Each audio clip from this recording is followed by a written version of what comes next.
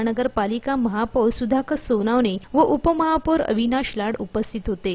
शरीराने अपंग, आजारी व आदिवासी लोकांनी बनवलेल्या या विविध सुंदर कलाकृतीचे आमदार मंदाताई म्हात्रे यांनी कौतुक केले। तसेच नवी मुंबईकरांनी या प्रदर्शनास जरूर भेट द्या व या विविध सुंदर कलाकृती पहा, असे आवाहन आमदार मंदाताई म्हात्रे यांनी केले आहे। खूप आनंदाची गोष्ट आहे पहिले म्हणजे की आनंदवनातली चित्र इथल्या विद्यार्थ्यांना सुद्धा बघायला मिळतील, इथल्या लोकांना बघायला मिळतील आणि कुष्ठरोगाने त्या परिस्थितीत सुद्धा अशी सुंदर चित्र काढून आज इथे विष्णुदास भावेला प्रदर्शन भरवलेलं आहे। मला संयोजकांना सांगावंसं वाटतं की शाळेचे विद्यार्थी सुद्धा इथे आले पाहिजेत आणि लोकही आली पाहिजेत।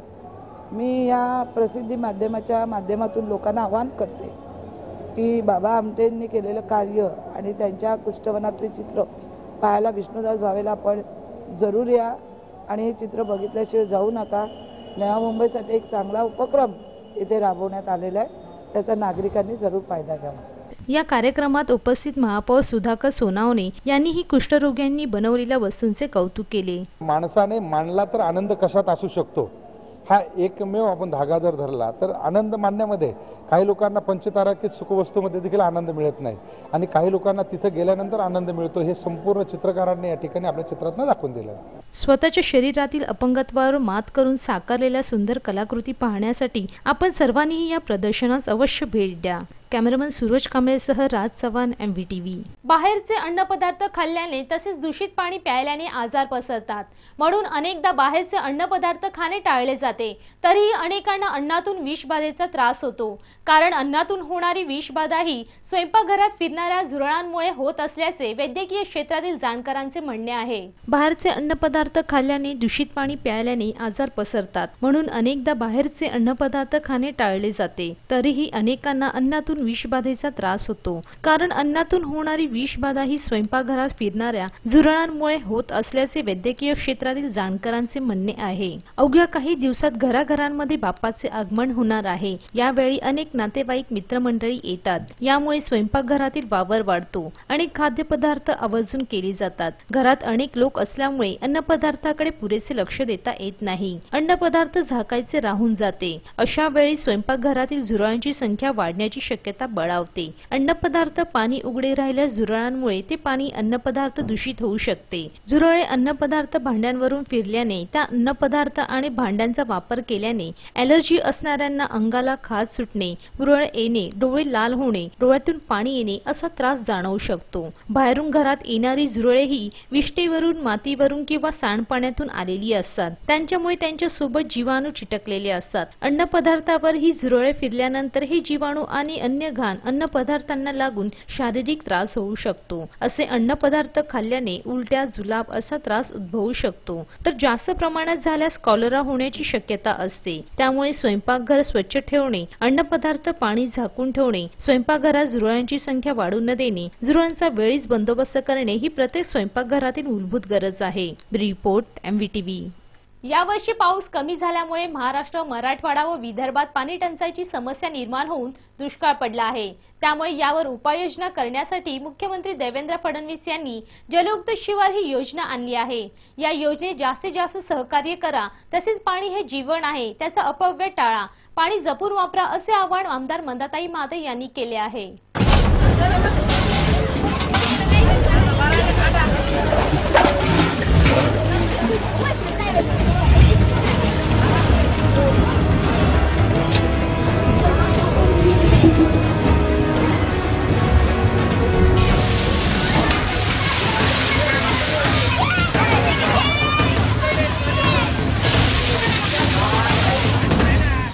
यावर्षी पाऊस कमी झाल्यामुळे महाराष्ट्रात, मराठवाडा व विदर्भात पाणी टंचाई व दुष्काळ पडला आहे। मराठवाड्यातील 1000हून अधिक गावे आणि मोठ्या 20 शहरांना भीषण पाणी टंचाईला तोंड द्यावे लागत आहे। विभागात सुमारे 1400 टँकर धावत असून 10 मोठी धरणे आणि 3 बंधाऱ्यामध्ये मिळून 8.5% इतकाच पाणीसाठा उपलब्ध आहे। संपूर्ण मराठवाड्यात पावसाने ओढ दिल्याने 8ही जिल्ह्यात जुलै महिन्यापासून पाणी टंचाई आहे। यावर मात करण्यासाठी मुख्यमंत्री देवेंद्र फडणवीस यांनी जलयुक्त शिवार हे टंचाई अभियान सुरू केले आहे। याकरिता जास्तीत जास्त आर्थिक सहकार्य करून आपण पण या योजनेचा एक भाग बनून पाणी टंचाईग्रस्तांना मदत करा, असे आवाहन आमदार मंदाताई मात्रे यांनी केले आहे। आपण पाहिलं महाराष्ट्रामध्ये पाण्याचं मोठं संकट आज महाराष्ट्रावर आलेलं आहे।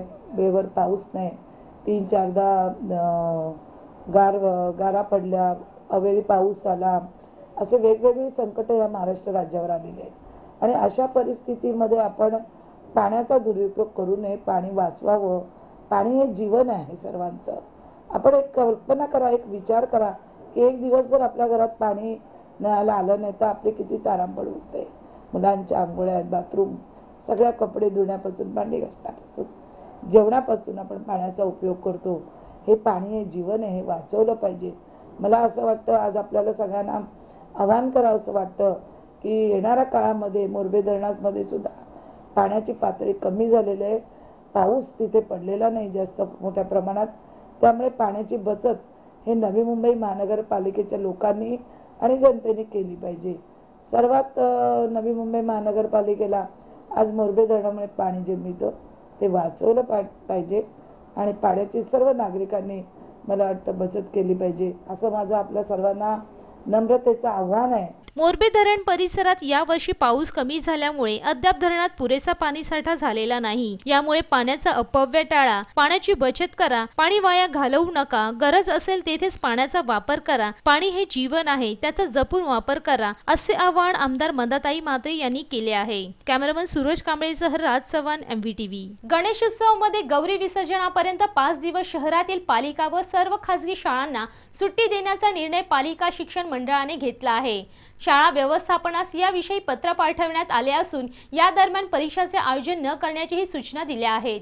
नवी मुंबईमध्ये नोकरी व्यवसायासाठी राज्याच्या कानाकोपऱ्यातून नागरिक वास्तव्यासाठी आले आहेत। कोकण व पश्चिम महाराष्ट्रातील हजारो नागरिक गणेशोत्सवासाठी गावी जात असतात। मुंबई, नवी मुंबई परिसरात गौरी विसर्जनापर्यंत 5 दिवस सर्व शाळांना सुट्टी देण्याचे आदेश शासनाने दिल्यानंतरही त्यांची अंमलबजावणी काही खासगी शाळा करत नव्हत्या। याशिवाय याच दरम्यान परीक्षांचेही आयोजन करण्यात येत असल्याचे निदर्शनास आले होते। त्यामुळे अखेर पालिका शिक्षण मंडळाने गौरी विसर्जनापर्यंत शहरातील सर्व खासगी अनुदानित व विना अनुदानित शाळांना सुट्टी देण्याचे आदेश दिले आहेत। या दरम्यान परीक्षाचे आयोजनही न करण्याच्या सूचना दिल्या आहेत। त्यामुळे सर्व गणेश भक्तांनी या निर्णयाचे स्वागत केले आहे। Report, MVTV।